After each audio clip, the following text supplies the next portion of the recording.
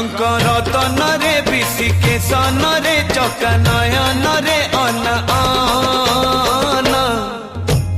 मरी जीवित बिना धन मरी जीवित